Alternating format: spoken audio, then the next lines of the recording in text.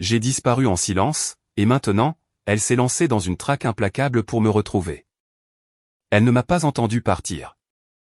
C'est ce détail qui tourne en boucle dans ma tête. Pas les semaines de dîner silencieux. Pas le parfum qui n'était pas le mien. Pas les demi-sourires qu'elle adressait à son téléphone quand elle pensait que je ne la regardais pas. Juste le fait que je sois sorti par la porte d'entrée avec un sac à dos, les chaussures à la main, et qu'elle ait continué à respirer lentement et profondément dans notre lit. La rue était sombre, mais pas silencieuse. Un camion de livraison est passé en sifflant.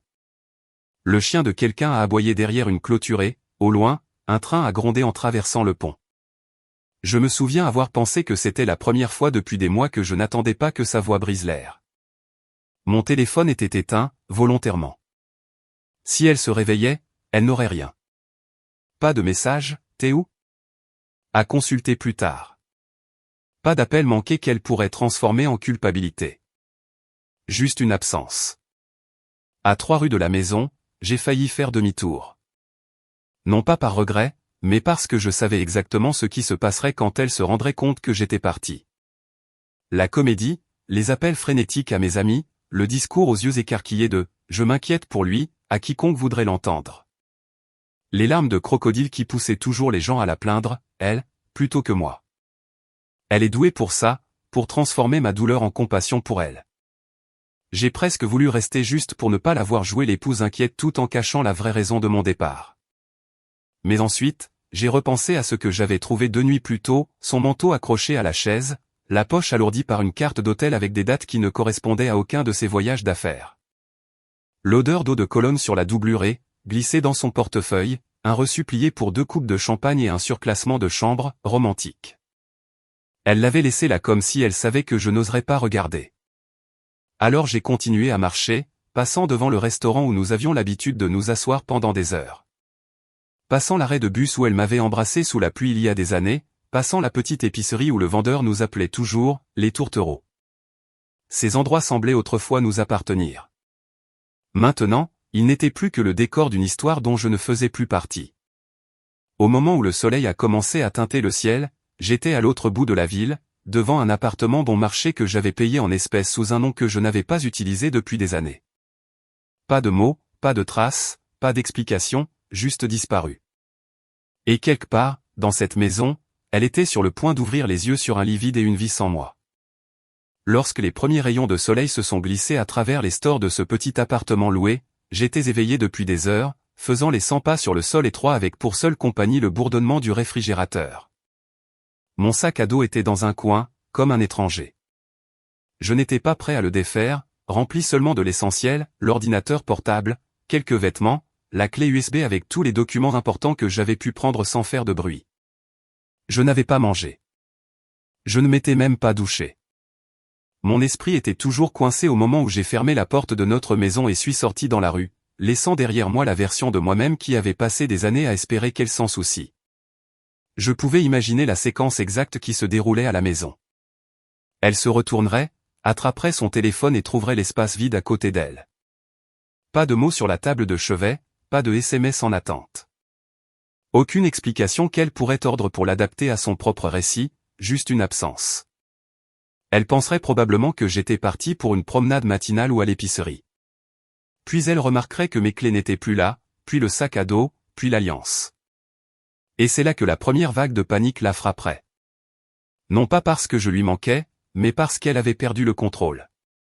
J'ai pensé à la façon dont elle avait perfectionné cette panique pour les autres. La voix tremblante quand elle a dit une fois à sa sœur qu'elle ne savait pas ce qui n'allait pas avec moi, que j'étais distant ces derniers temps. La façon dont elle pouvait pleurer sur commande pour ses amis, me faisant passer pour le type froid et silencieux qui ne s'ouvrait jamais. C'était une maîtresse dans l'art de se transformer en victime. Et j'étais toujours la preuve silencieuse dont elle avait besoin. Mais pas cette fois. Cette fois, j'étais parti avant qu'elle ne puisse planter le décor. La carte de l'hôtel dans la poche de son manteau avait été mon point de rupture. Un hôtel loin de son bureau, 2 coupes de champagne, un surclassement. Elle n'avait même pas pris la peine de la cacher au fond de son sac. Elle l'avait simplement laissée là, me défiant presque de la voir. Et je l'ai vue. Je suis resté dans le couloir cette nuit-là, la tenant entre mes doigts, l'écoutant rire dans l'autre pièce à propos de quelque chose sur son téléphone. Mon estomac s'était noué d'une manière qui semblait permanente. Je ne l'ai pas confronté. Je ne lui ai rien demandé. J'ai simplement su. Maintenant, dans cet appartement, la réalité commençait à s'installer. Bientôt, elle me chercherait. Non pas parce qu'elle craignait que je sois blessé, mais parce qu'elle avait besoin de contrôler le récit dès le début. Elle appellerait d'abord mes amis, ceux qui ne connaissaient pas toute la vérité, et planterait sa version. Ensuite, elle essaierait mes parents, jouant la femme brisée et trahie. Peut-être même qu'elle appellerait la police si cela la faisait paraître suffisamment inquiète. Mais rien de tout cela n'avait d'importance maintenant. Mon téléphone était éteint, mes comptes verrouillés, ma trace froide. Pourtant, je ne pouvais pas me défaire de cette pensée. Que ferait-elle quand elle se rendrait compte qu'elle ne pouvait pas me trouver du tout? À midi, l'air dans mon petit appartement semblait lourd, comme s'il retenait son souffle avec moi. J'étais assis à la petite table près de la fenêtre, buvant un café tiède, regardant un monde qui ne savait pas encore que j'avais disparu. C'était étrange. Personne ne frappait à ma porte. Pas de coups urgents, pas de messages frénétiques, mais je pouvais sentir sa prise de conscience grandir comme un orage lointain. Quelque part à l'autre bout de la ville, Cali s'était réveillée dans un lit vide, et sa matinée était passée de la confusion à l'alarme. Je connaissais trop bien ses habitudes. D'abord, elle aurait vérifié la cuisine, s'attendant à me trouver en train de préparer le petit déjeuner. Ensuite, elle aurait cherché dans le salon, la salle de bain, le porche. Elle appellerait mon téléphone et tomberait directement sur la messagerie vocale. Elle essaierait à nouveau, peut-être 6 ou 7 fois, jusqu'à ce que cette incrédulité tendue et colérique s'installe, celle qu'elle utilisait pour se convaincre que c'était de ma faute. C'est à ce moment-là que la panique commencerait à sonner vrai, même si ce n'était que pour son public. J'imaginais son prochain mouvement avec une clarté douloureuse. Elle appellerait mon meilleur ami, Owen, qui a toujours été trop poli pour lui dire ce qu'il pense vraiment. Elle prendrait cette voix douce et brisée, celle qu'elle utilisait quand elle avait besoin de compassion, en disant qu'elle ne savait tout simplement pas ce que je traversais ces derniers temps, omettant toutes les raisons que j'avais pu avoir de partir. Ensuite, elle appellerait sa sœur et ajouterait juste assez d'inquiétude pour paraître abandonnée. Elle ferait allusion à mes sautes d'humeur, à ma distance, à mon habitude de me renfermer sur moi-même. Et il la croirait parce que pendant des années, je l'ai laissé posséder le récit. J'ai regardé le sac à dos dans le coin, toujours pas ouvert. À l'intérieur se trouvait tout ce dont j'avais besoin pour rester disparu, de l'argent liquide, des papiers, un téléphone prépayé que je n'avais pas encore allumé. Je me disais que j'avais pris la bonne décision, mais je ne pouvais pas empêcher mon esprit de revenir sans cesse à cette carte d'hôtel. Le rectangle de plastique bon marché était dans la poche de son manteau comme une confession qu'elle n'avait pas pris la peine de cacher. Je l'avais tenu dans ma main cette nuit-là, regardant le logo en relief, imaginant la chambre, les rires, le tintement des coupes de champagne. Elle devait savoir que je la trouverais tôt ou tard. C'était peut-être le but. Peut-être qu'elle voulait que je la voie pour pouvoir me reprocher d'avoir fouillé plutôt que d'admettre ce que cela signifiait. Maintenant, dans cet appartement au store à moitié fermé, j'ai pensé à allumer le téléphone prépayé. Je pouvais voir les gros titres de ma propre vie dans ma tête, un mari s'en va sans un mot. Je me demandais si elle serait furieuse ou ravie que j'ai tout fait si proprement. Pas de confrontation désordonnée, pas de dispute criarde qui la ferait se sentir justifiée, juste un départ silencieux. Je me demandais aussi si elle avait déjà commencé à me traquer d'une manière que je n'avais pas envisagée. Elle est ingénieuse quand elle s'y met, et je l'avais vu dénicher des détails privés sur les gens pour le travail plus de fois que je ne pouvais compter. Si elle décidait qu'elle voulait me trouver, elle pourrait y arriver. Cette pensée s'est posée sur ma poitrine comme une pierre. Parce que la vérité, c'est que je ne voulais pas qu'elle me trouve. Pas maintenant. Pas après tous ces mois à être traité comme si j'étais quelque chose qu'elle avait dépassé. Je voulais qu'elle ressente l'absence. Pas comme une occasion de jouer la victime, mais comme un vide dont elle ne pourrait pas se sortir avec ses histoires. Je me suis dit que je resterais ici un moment. Je la laisserai épuiser ses appels et ses histoires jusqu'à ce que la panique devienne quelque chose de réel. Mais au fond, je connaissais Cali, et je savais que la véritable offensive n'avait même pas encore commencé. Le deuxième jour, les murs de l'appartement semblaient se pencher sur moi, portant le poids de tout ce que j'avais fait et de tout ce que je n'avais pas fait. Je n'avais pas beaucoup dormi. Chaque son extérieur me tenait en alerte, comme si à tout moment j'allais entendre sa voix m'appeler depuis la rue. Le téléphone prépayé était toujours sur la table, toujours éteint, et je continuais à tourner autour comme s'il s'agissait d'un explosif actif. J'imaginais le moment où je l'allumerais enfin, l'avalanche d'appels manqués, les messages vocaux désespérés conçus pour paraître brisés mais suffisamment calculés pour gagner la compassion. Elle ne crierait pas encore, n'accuserait pas. Cela viendrait plus tard. Pour l'instant, elle serait dans la phase « s'il te plaît, rentre à la maison », enrobant l'inquiétude dans ses mots comme un ruban de soie autour d'un couteau. J'imaginais sa matinée, et je pouvais presque la voir. Cali à la table de la cuisine, les cheveux relevés, les mains autour de sa tasse de café comme si c'était elle la victime. Le premier jour après ma disparition, elle serait encore en mode performance, passant les bons appels, jouant le bon rôle. Mais aujourd'hui, les bords de son contrôle commenceraient à s'effilocher. Parce que quand les gens comme elle perdent le contrôle, cela ne fait pas que les déstabiliser, cela les terrifie. Elle se demanderait à qui j'avais parlé avant de partir, qui connaissait la vérité, et si l'une de ces histoires soigneusement tissées commençait à s'effondrer. Je revivais sans cesse le moment qui m'a brisé. La carte d'hôtel, encore chaude de la poche de son manteau, et le reçu plié avec soin à côté. Pas de confrontation, pas d'accusation, juste un échange silencieux entre mes mains tremblantes et le plastique froid et inerte. Je n'ai pas eu besoin de poser de questions. Les réponses étaient déjà là dans les dates, les heures, le champagne cher. Et la partie la plus cruelle, je pouvais encore entendre son rire de l'autre pièce cette nuit-là, comme si rien au monde ne pouvait l'atteindre. C'est là que j'ai réalisé que je ne comptais plus dans son histoire. J'étais juste un bruit de fond qu'elle avait appris à ignorer. Mais maintenant, j'étais là, dans un endroit dont elle ignorait l'existence. Et pour la première fois depuis des années, j'avais quelque chose qu'elle ne pouvait pas contrôler, mon absence. Je n'avais aucune idée jusqu'où elle irait pour me trouver. Elle était intelligente, elle avait des contacts, et elle était parfaitement capable de transformer des amis en espions sans qu'ils s'en rendent compte. Ce n'était qu'une question de temps avant qu'elle ne découvre quel fils tirer. Et la partie dangereuse, je n'étais pas tout à fait sûr de ce qu'elle ferait quand elle me trouverait, si elle essaierait de me ramener dans son monde ou si elle me détruirait pour l'avoir abandonnée. Je me suis assis à la table en regardant le sac à dos non ouvert dans le coin. C'était plus que mes affaires. C'était mon plan de sortie, ma bouée de sauvetage. Plus je restais ici, plus les chances qu'elle trouve ma trace augmentaient. Je me suis dit que je bougerais bientôt, que je disparaîtrais à nouveau avant qu'elle ne se rapproche. Mais une partie de moi, peut-être la partie faible et nécessiteuse, voulait voir ce qu'elle ferait d'abord, jusqu'où elle irait quand elle se rendrait compte que j'étais vraiment parti. Et à ce moment-là, je savais une chose, le vrai jeu n'avait pas encore commencé. Au 3e jour, j'ai réalisé que disparaître n'était pas la partie la plus difficile. Le rester, ça l'était. Les 48 premières heures avaient été un mélange d'adrénaline et de silence, mais maintenant le silence devenait quelque chose de plus aiguisé, quelque chose qui coupait si je restais immobile trop longtemps. L'appartement était trop petit pour faire les 100 pas, mais je me retrouvais quand même à tourner en rond, agité, comme un animal dans une cage qu'il avait lui-même choisie. J'avais complètement cessé d'ouvrir les stores.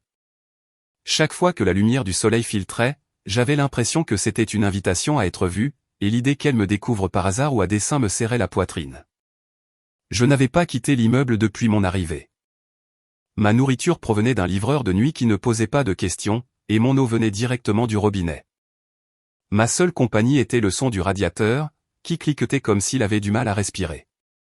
Je n'avais toujours pas allumé le téléphone prépayé, mais je pouvais imaginer exactement ce qui m'attendait à l'intérieur. La voix de Cali, soigneusement fracturée, me suppliant de l'appeler. Une série de messages qui commenceraient doucement, « Je m'inquiète pour toi », puis vireraient vers le tranchant, « Tu exagères. On peut en parler, avant d'arriver inévitablement au froid, si tu penses que ça va me faire du mal, tu te trompes. » Elle savait comment appuyer sur chacun de mes boutons, et je lui avais donné le mode d'emploi pendant 9 ans de mariage. Elle ne le gaspillerait pas. Ce qui était drôle, c'est que, dans le calme de cet appartement, je pouvais encore l'entendre comme si elle était assise juste en face de moi. Je pouvais entendre la façon dont elle rirait quand elle pensait avoir le dessus. Cette subtile inflexion dans sa voix quand elle mentait, mais confiante qu'elle ne se ferait pas prendre. J'avais vécu avec ces sons pendant des années, bien avant que la carte d'hôtel n'arrive dans ma main. Cette carte n'était pas une surprise. C'était une confirmation. Les dates coïncidaient avec un week-end où elle m'avait dit qu'elle était débordée de travail et qu'il était impossible qu'elle rentre à la maison. Le reçu du champagne n'était que la signature sur une lettre que je lisais depuis des mois. Je me suis surpris à me demander quelle histoire elle racontait maintenant. Elle n'admettrait jamais la vérité, même pas à elle-même. Non, elle dirait aux gens que j'avais des problèmes émotionnels depuis un certain temps, que j'étais imprévisible, que mon départ était soudain et sans provocation. Elle saupoudrerait l'histoire d'assez de vérité pour rendre les mensonges crédibles. Elle mentionnerait une dispute occasionnelle, mes longues heures à la maison, ma réticence à aller à ces événements professionnels. Les gens qui l'aimaient déjà goberaient ça. Ceux qui m'appréciaient, moi, hésiteraient, se demandant si elle n'avait peut-être pas raison. Et elle prospérerait dans cette incertitude car cela signifiait que la vérité s'éloignait de plus en plus. Pourtant, une partie de moi savait qu'elle ne se contenterait pas de contrôler l'histoire. Elle voudrait me trouver. Non pas pour me ramener par amour ou même par culpabilité, mais pour prouver qu'elle le pouvait encore. Et c'était la partie qui me tenait éveillé la nuit. La connaissance que Cali était le genre de personne qui ne perd pas les choses sans se battre. Et quand elle se battait, elle s'assurait de laisser des cicatrices. Je me suis dit que, si j'étais intelligent, je déménagerais à nouveau avant qu'elle ne se rapproche trop. Mais autant que je détestais l'admettre, une partie de moi voulait voir jusqu'où elle irait. Je voulais savoir ce qu'elle risquerait, qui elle utiliserait, à quel point elle deviendrait désespérée quand le contrôle pour lequel elle vivait serait hors de sa portée. Et peut-être, au fond, je voulais savoir si elle admettrait un jour, ne serait-ce qu'une seule fois, que me perdre comptait. Au 4e jour, la tension s'était installée dans mon corps comme si elle avait emménagé avec l'intention de rester.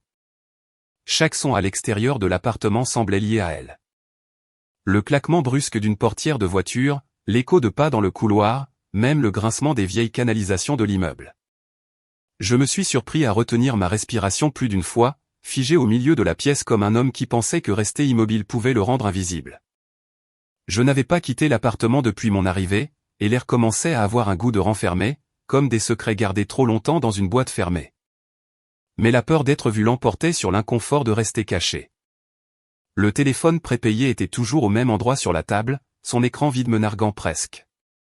Je savais que c'était une folie de l'allumer, mais mon esprit ne cessait d'imaginer ce qui pourrait m'attendre à l'intérieur. À ce stade, Cali serait passée à une nouvelle phase. Les 2 premiers jours, elle aurait joué l'épouse inquiète. Sa voix tremblant juste assez pour convaincre les gens qu'elle avait le cœur brisé.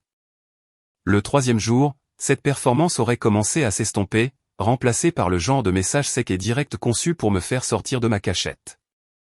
Mais le 4e jour, c'est là qu'elle commencerait à enquêter sérieusement.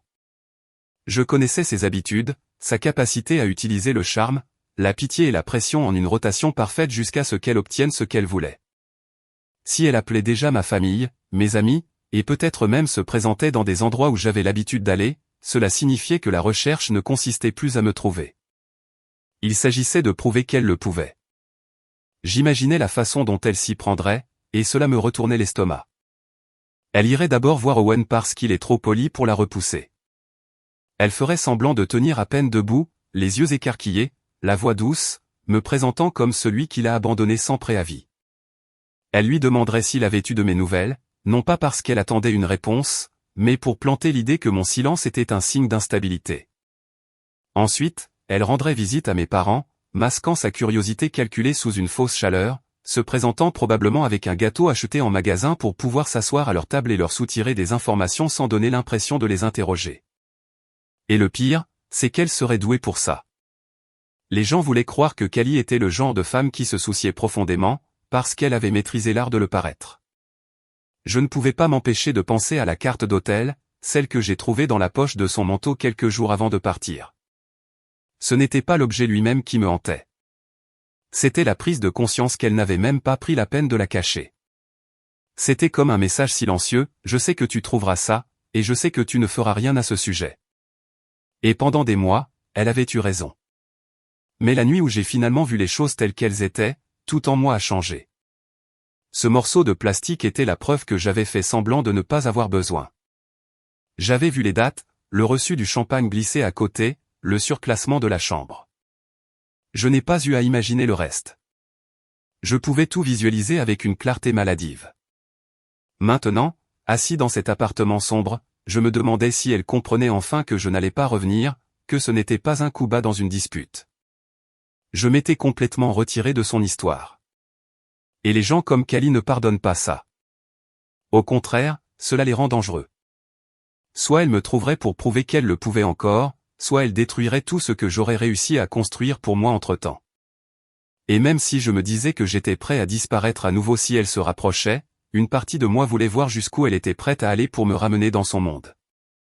La vérité, c'est que je n'étais pas sûr de qui craquerait en premier, elle de ne pas savoir où j'étais, ou moi de me demander si elle se souciait même que je sois parti. Au 5e jour, la paranoïa avait cessé de ressembler à de la paranoïa et commençait à ressembler à quelque chose d'inévitable. Je me suis réveillé avant l'aube, non pas parce que je ne pouvais pas dormir, mais parce que mon corps avait appris à anticiper les moindres perturbations, comme s'il se préparait à une intrusion qui n'avait pas encore eu lieu. L'appartement était sombre, silencieux, mais il y avait une tension indéniable dans l'air. Le genre qui vous fait vous sentir observé même quand vous savez que vous êtes seul. Je n'ai pas pris la peine d'allumer les lumières.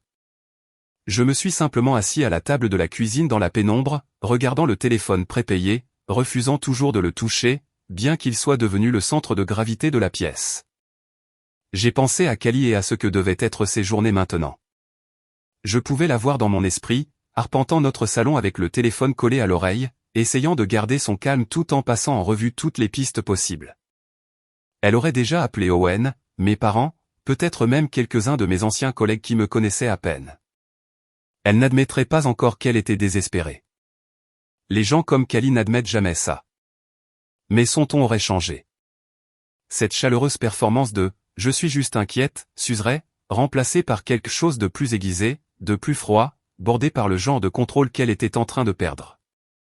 Plus elle le perdrait, plus elle deviendrait implacable, et elle aurait de l'aide. Je ne me faisais aucune illusion à ce sujet. Kali avait toujours été douée pour recruter des gens sans qu'ils se rendent compte qu'ils faisaient partie de son jeu. Des amis qui pensaient juste prendre de mes nouvelles lui fourniraient sans le savoir des informations. Des membres de la famille qui pensaient offrir du réconfort confirmeraient des détails sur mes habitudes, mes schémas, les endroits où je pourrais aller si je voulais disparaître. Chaque bribe d'information irait directement dans le puzzle qu'elle était en train de construire. Et le pire, c'est qu'elle serait assez intelligente pour ne pas me suivre directement au début. Elle tournerait autour, couperait les issues et attendrait que je fasse un pas quelque part où elle pourrait me voir.